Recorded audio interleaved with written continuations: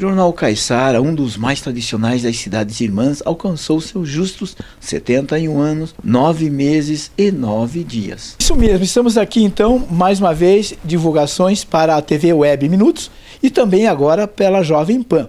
E é claro, nós estamos aí com a antiga redação do Jornal Caiçara. E a gente gosta de enfatizar a razão da criação do Caiçara.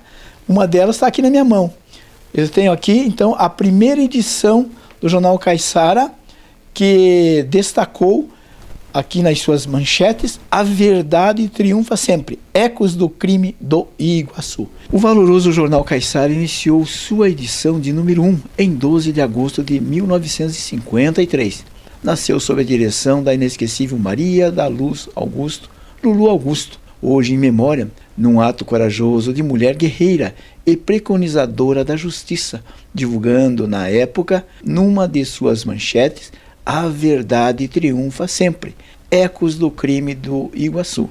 O Jornal Caiçara, agora no dia 21 de maio deste ano, tivemos sua última edição e exatamente nessa data ele completou 71 anos, 9 meses e 9 dias. Aí nós decidimos, depois de muito pensar e refletir, vendo a dificuldade que é manter um jornal impresso pelo alto custo que tem, e decidimos então encerrar atividades. Há alguns 2 anos, últimos 2 anos, vimos amadurecer nessa ideia, pensando e acho que cumprimos nossa tarefa iniciada lá em 1953 pela tia Lulu e para o meu avô, Didi Augusto, e demos continuidade após a morte da tia Lulu, que faleceu em março, 13 de março de 2016. Por mais 9 anos e alguns meses demos continuidade e entendemos que era o momento de pararmos, e até porque, como eu disse, os jornais impressos, outros muito maiores do que nós, como o Washington Post, a Gazeta do Povo, não tem mais jornal impresso. Delbray detalhou ainda um pouco mais sobre sua tia, inclusive em denunciar os algozes de Zilda Santos, a Isildinha. Em 1953, a tia Lulu acabava de retornar de Curitiba, onde havia morado desde 49. Ela morou em Curitiba, onde foi estudar e criou um jornal, ela chamava-se Jandaia, que era um jornal literário, e acabou após a morte de seu irmão Dante de Jesus Augusto, poeta, e o Dante tinha um programa na época, antes de ir embora, aqui na Rádio União, que chamava-se Bom Dia para Você. E o Dante era muito amigo da dona Marcolina Sass, que era tia da menina Zilda Santos.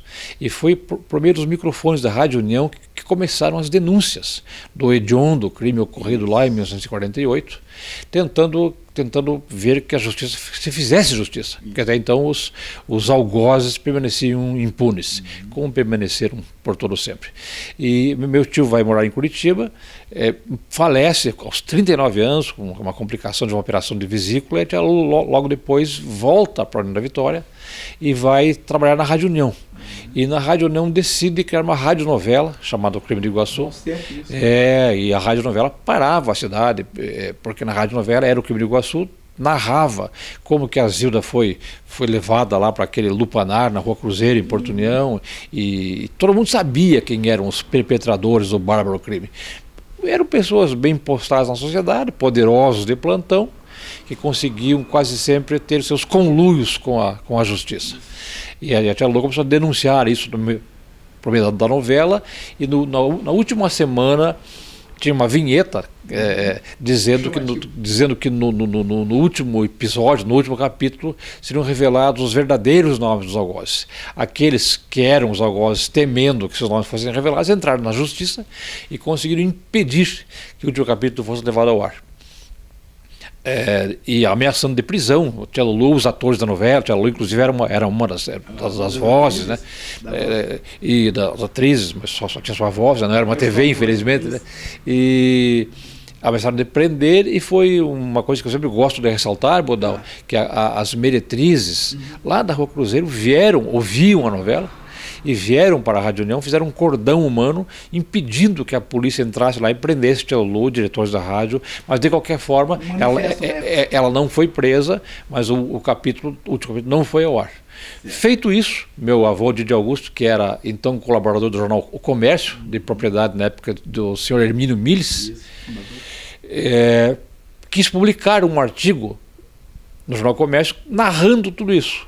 O senhor Hermínio entendeu que era temerário, podia ser processado e quis explicar para meu avô. Meu avô ficou indignado, rompeu a amizade com o senhor Hermínio Miles ali naquele momento, foi para casa e disse que queria fundar o jornal, nem que esse jornal tivesse um único número. Tia Lulu, muito jovem ainda, com 20 e pouquinhos anos, topou a parada na hora, e imediatamente fundaram o Caiçara.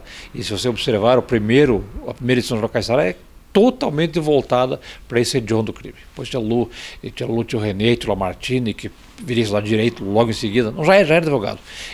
Envidaram esforços e caminharam com Dona Marcolina por várias cidades do Paraná, averiguando, investigando, conseguiram depoimentos de uma outra meretriz que foi embora daqui, deu um depoimento, estava em cartório. Mas, infelizmente, num país tão desigual como o nosso, os perpetradores do bárbaro, hediondo, covarde crime nunca responderam por ele. Ainda naquela edição de número 1, utilizando em destaque célebre frase, mensário humorístico, literário, crítico, político e social, para chegar até sua edição final de número 2621, datada de 21 de maio de 2025. Uma outra célebre frase, pela liberdade de expressão, por uma sociedade menos desigual e em repúdio à intolerância e ao preconceito. Muitos anos atrás, o jornal fazia em outras gráficas, fez inclusive fora daqui. Em 1975, a tia Lulu e a Sulamita da Costa e Gilberto Brites e Gilberto Abrão fizeram uma sociedade e criaram a Caiçara Gráfica Editora. Logo depois, 2 anos depois, a tia Lulu ficou só ela e a Sulamita, e mais tarde fiquei eu e a tia Lulu. Mas no início, sim, antes ainda do tipo, era o processo tipográfico, aquele tinha uma bancada, né, com as letras separadas, tinha exatamente. Depois disso passamos para a linotipo, e exatamente em 1994 desativamos a gráfica e passamos a terceirizar e imprimimos em Curitiba, no Jornal do Estado. Aí uma rua, uma travessa, que a Câmara, a Prefeitura colocou um nome em homenagem, eternizando o nome de Lulu Augusto naquela travessa, que é a união das duas cidades. Exatamente, Budal. E você observa, você esteve presente conosco lá na assinatura daquele ato simbólico de meu amigo, ex-prefeito Bashir Abbas, tanto quanto União da Vitória, quanto Porto União, aqui Bashir, lá para um projeto, depois virou lei do vereador Luiz Alberto Pasqualin, aprovado por unanimidade, atravessa a Jornalista Lulu Augusto, tanto no Paraná quanto em Santa Catarina, reconhecendo, né, Bidal, reconhecendo a batalha de tia Lulu, como eu disse, durante quase 70 anos, porque ela falece ali nos 2016, levando a cabo essa intenção de sempre denunciar aquilo que não era correto, como disse, mazelas da nossa sociedade tão desigual, e foi sensacional a homenagem que ela recebeu tanto de União da Vitória quanto do Paraná. Nesta referida edição de encerramento do Jornal Caiçara, sob a direção geral de Margarete C.S. Augusto Sá, apresentou-se finais manchetes, editorial A Última Valsa e editorial 2, 4 gerações fizeram a história de Caiçara. Delbray comentou também sobre alguns destaques e peculiaridades do jornal, inclusive citando alguns colunistas. Não tenha dúvida, você mencionou aí o nosso grande Leocádio José Vieira, nosso Cadinho, que infelizmente nos deixou em 2020, e foi um baluarte dos esportes aqui. Acho que Cadinho também é merecedor de uma rua, de uma homenagem, né, na Vitória, talvez de uma cabine no estádio Antíoco Pereira, e Jorge Sérgio Schwartz, que agora não estava mais conosco. Tivemos um desentendimento de origem ideológica, mas continuamos amigos, e também nos deixou agora recentemente, ficou aqui por mais de 40 anos, e tantos outros colunistas, são aqueles que estavam até agora por último conosco, quando decidimos fazer o jornal, um jornal um pouco mais voltado para crônicas. Inclusive você, Budal, foi no nosso colunista, caminhou conosco nesses últimos anos, nós que agradecemos, e tantos outros que estiveram conosco. Então agradecemos desde aquele lá dos primórdios até esses últimos que conseguiram construir o que o Caiçara foi nesses 70 anos. Claro que agradecemos aos nossos anunciantes, alguns dos quais ficaram muitos muitas décadas conosco, e agradecemos principalmente nossos leitores, que muitos dos quais, hoje já com uma certa idade, continuam fiéis, continuaram fiéis à leitura do Caiçara até a sua última edição.